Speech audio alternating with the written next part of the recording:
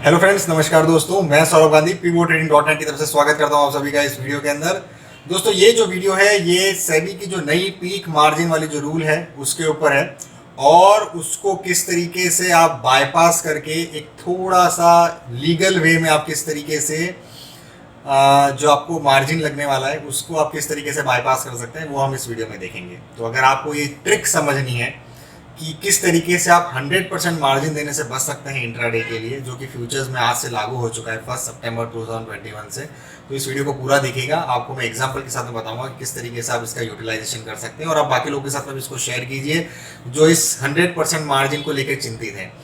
तो ये सब चीज़ें चलती रहेगी, लेकिन इसका सोल्यूशन ढूंढना हमारा काम है और वही मैं आपको इस वीडियो में बताने की कोशिश करूंगा कि किस तरीके से आप स्मार्टली, लीगली, बहुत अच्छे तरीके से, बिना किसी रूल्स को ब्रेक करते हुए ये जो 100% मार्जिन वाला जो रूल है इसको किस तरीके से ओवरकम कर सकते हैं। तो दोस्तों, आज जो कि 1 सितंबर 2021, आप सभी को पता होगा कि आज से 4th फेज ऑफ सेबी का पीक मार्जिन वाला जो रूल है उसका 4th फेज आज से शुरू हो गया है।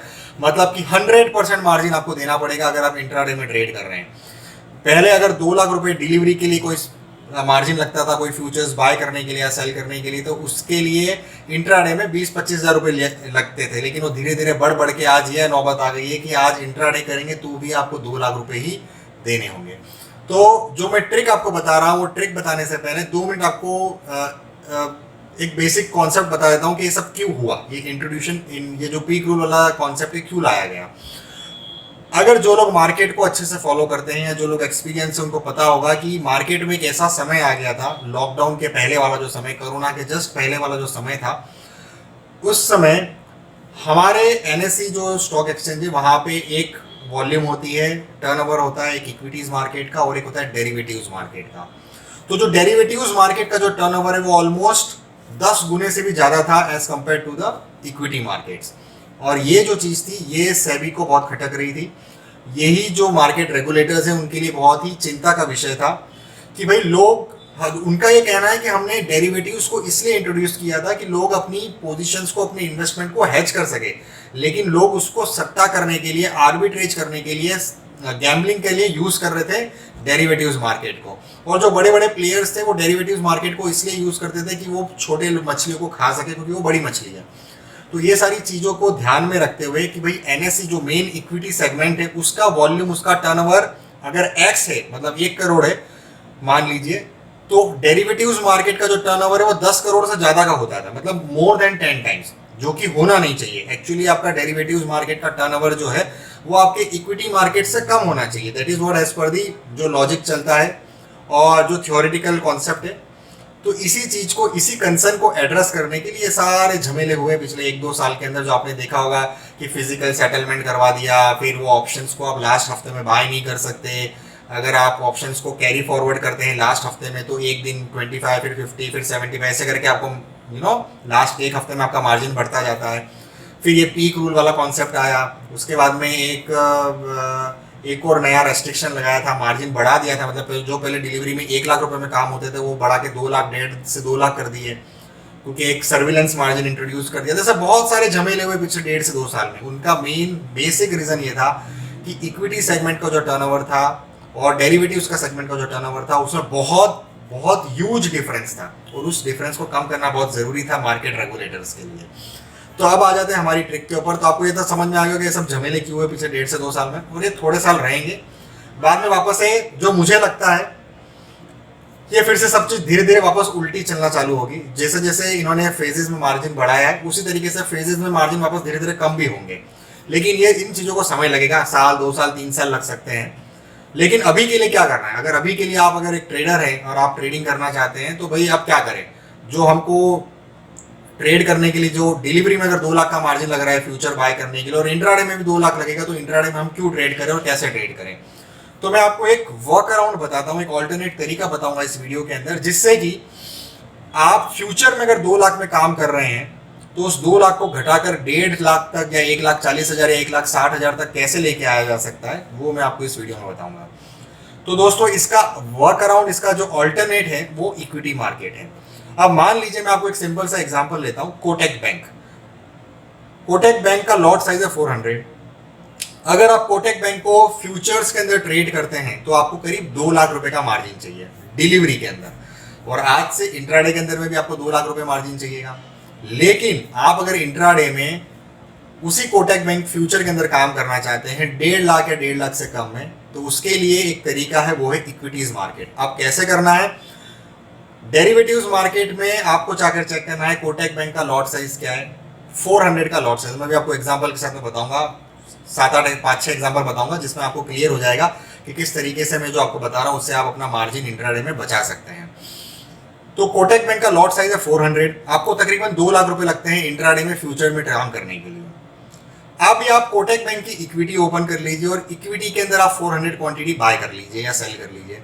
आपको मार्जिन 1,40,000, 1,45,000, 1,50,000 रुपए लगेंगे। मतलब आप 50,000 रुपये अपना मार्जिन बचा सकते हैं अगर आप फ्यूचर से हटकर इक्विटीज में आते हैं। ये सिंपल सी ट्रिक है, इसमें कोई आप रूल ब्रेक नहीं कर रहे हैं, कहीं आपको कोई पेनल्टी नहीं लगेगी, कहीं पे भी आप कोई इलीगल काम नहीं कर रहे हैं, सारा कुछ विद इन द सिस्टम है। लेकिन बस यही जो मैंने आपको कहा था, सबसे बड़ा मेन रूल क्या था, मेन कंसर्न क्या था सेबी और रेगुलेटर्स का, कि एनएससी के अंदर वॉल्यूम नहीं हो रही है, डेरिवेटिव्स के अंदर वॉल्यूम हो रही है। अब जो मैं आपको वर्क अराउंड बता रहा हूं, ये वर्क अराउंड ऑलरेडी बहुत से लोगों को शायद पता भी होगा, या सेबी को ऑलरेडी पता था, इसीलिए उन्होंने इस चीज को अभी तक छोड़ा हुआ है। बाकी इसमें उन्होंने उतना रेस्ट्रिक्शन नहीं लगाया है। तो मैं ये कह रहा हूं कि आप फ्यूचर में अगर आप काम कर रहे थे 400 की जो एक लॉट होता था, वो 400 का एक लॉट खरीदने की बजाय आप 400 क्वांटिटी इंट्राडे में इक्विटीज में खरीद लीजिए। आपको वहां पे 5x का एक्सपोजर अभी भी मिल रहा है, सारे ब्रोकर्स प्रोवाइड कर रहे हैं, चाहे वो जीरोधा हो, अपस्टॉक हो, अलाइस ब्लू हो, फायर्स हो, फलाना ढिमका, जो भी ब्रोकर्स हैं सारे आपको प्रोवाइड कर रहे हैं। तो आपका वहां पर मार्जिन बच जाएगा। अब मैं आपको 7-8 एग्जाम्पल बताऊंगा, फ्यूचर्स के अंदर कितना मार्जिन लग रहा है इंट्राडे में और इक्विटी में कितना लग रहा है, और किस तरीके से आप अब फ्यूचर से शिफ्ट होकर इक्विटी में आ जाएंगे, क्योंकि आपको मार्जिन बचाना है। और यही सेबी चाह रही थी कि लोग डेरिवेटिव्स छोड़कर इक्विटी सेगमेंट में आ जाए, उनको इक्विटीज की वॉल्यूम बढ़ानी थी, डेरिवेटिव्स की वॉल्यूम कम करनी थी। अब ये ऑटोमेटिकली हो रहा है because of all this things, और मैं आपको यही ऑल्टरनेट समझाने की कोशिश कर रहा हूँ। तो यहाँ पर देखिए, जैसे चलो मैं आपको कोटक बैंक बता रहा था, ये कोटक बैंक का मैंने सितंबर फ्यूचर सिलेक्ट किया हुआ है मेरे जीरोधा के ट्रेडिंग टर्मिनल पे। यहाँ पर मैं बाय पे क्लिक करता हूँ। अब यहाँ पे देखिए ओवरनाइट में मुझे मार्जिन कितना चाहिए, 1,99,177। ऑब्वियसली इंट्राडे में भी उतना ही चाहिएगा, 1,99,177। Very good. अगर मतलब मुझे कोटक बैंक को इंट्राडे में करना है तो मुझे तकरीबन 1,99,000 रुपीज चाहिए ट्रेड करने के लिए। कितनी क्वांटिटी है? 400 क्वांटिटी। अब हम इसको थोड़ा स्मार्ट तरीके से काम करेंगे, हम इसको फ्यूचर्स को साइड में रख देते हैं, हम इसकी इक्विटी लेके आते हैं कोटक बैंक की एनएससी की इक्विटी। अब मैं इक्विटी को बाय करता हूँ इंट्राडे में। अब आपको ये तो मालूम होगा इंट्राडे में आप बाय भी कर सकते हैं, सेल भी कर सकते हैं, है ना। अब हम इसको डिलीवरी के साथ कंपेयर मत कीजिए, डिलीवरी में आपको फ्यूचर्स में ही काम करना चाहिए। अगर आप डिलीवरी में काम कर रहे हैं तो डिलीवरी का जो मार्जिन है 2 लाख रुपए या 1,99,000, उसमें फ्यूचर में ही काम कीजिए आप। लेकिन अगर आप इंट्राडे में कर रहे हैं तो इंट्राडे में 100% मार्जिन क्यों देना चाहते हैं आप? तो यहाँ पर आप इक्विटी में आइए, इंट्राडे में यहाँ पर मैं 400 क्वांटिटी यहाँ पर सिलेक्ट करता हूँ। मेरा मार्जिन रिक्वायरमेंट देखिए क्या है, 1,39,000। कितना कम हो गया? ऑलमोस्ट 60,000 रुपीज मेरा कम लग रहा है, तकरीबन 30% मेरा मार्जिन कम हो गया। अब आप सोचिए 2 लाख रुपए जहां लग रहे थे उसकी जगह आप 1,40,000 या 1,39,000 रुपीज लगेंगे, तो आपके 60,000 रुपए यहाँ पे बच रहे हैं। ठीक है, तो ये स्मार्ट तरीका है। आपको अगर आप आज भी काम करना चाहते हैं कर सकते हैं, इसमें कोई घबराने वाली बात नहीं है। लोगों ने आज एक कैंपेन चलाया कि भाई नो ट्रेड कर देंगे हम आज से, आज के दिन 1 सितंबर नो ट्रेडिंग वाला दिन है, आप ट्रेड ही नहीं करेंगे। ऐसा सब नहीं होता है। आपको जो चीज़ है उसको एक्सेप्ट करना जरूरी है, उसके ऊपर सोल्यूशन निकालिए। हम इंडियंस है, हमें सोल्यूशन निकालने के लिए हम खासियत है। ये सब ऑब्जेक्ट करना हमारा काम नहीं है, हमें सोल्यूशन, जितनी भी प्रॉब्लम्स आती है उसका सोल्यूशन कैसे निकाल सकते हैं, that is what we are specialized at, है ना। तो ये मैं आपको एक ऑल्टरनेट बता रहा हूँ। आप इंट्राडे में इक्विटी के अंदर सेम क्वांटिटी के साथ में करेंगे तो आपका पैसा बच जाएगा। अब मैं आपको दूसरा एग्जांपल बताता हूँ, आईसीआईसीआई बैंक।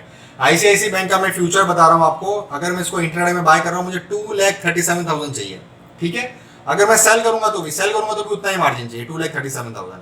इसकी क्वांटिटी कितनी है? 1,375। अब मैं इसका इक्विटी में आता हूँ, आईसीआईसीआई बैंक की इक्विटी 1,375, कितना मार्जिन चाहिए? 1,97,000। मतलब 2,37,000 से अब मेरा मार्जिन रिड्यूस हो गया 1,97,000 को, मतलब 40,000 रुपीज मेरे कम हो गए।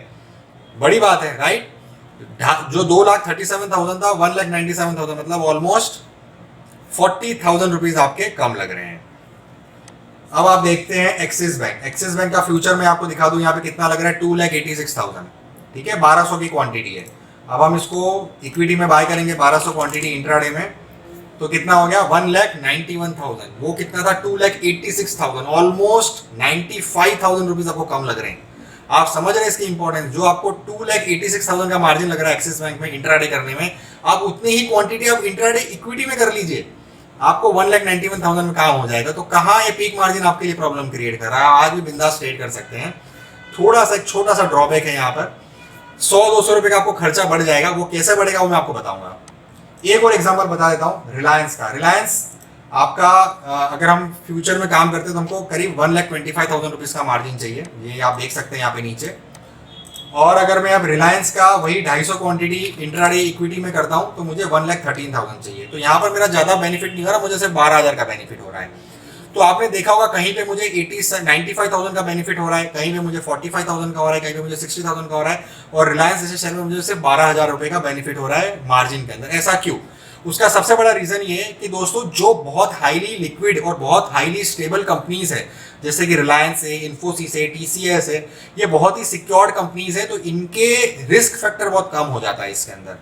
तो इसीलिए जो इनका फ्यूचर का जो मार्जिन रिक्वायरमेंट है वो ऑटोमेटिकली कम ही रहता है, उसमें बढ़ा ही नहीं हुई है ज्यादा, वो बढ़ता नहीं, क्योंकि उसमें रिस्क फैक्टर भी कम है। लेकिन कोटक बैंक एक हाईली वॉलेटाइल है, आईसीआईसी बैंक काफी वॉलेटाइल है, एक्सिस बैंक बहुत ज्यादा हाईली वॉलेटाइल है। तो इसके लिए इनके फ्यूचर्स के जो मार्जिन है वो बहुत ज्यादा बढ़े हुए हैं, और इसी वजह से आपको इंट्राडे जब आप इक्विटी में करते हैं उन्हीं शेयर्स के अंदर, उन्हीं स्क्रिप्ट्स के अंदर, तो आपको मार्जिन का जो डिफरेंस है बहुत ज्यादा मिलता है।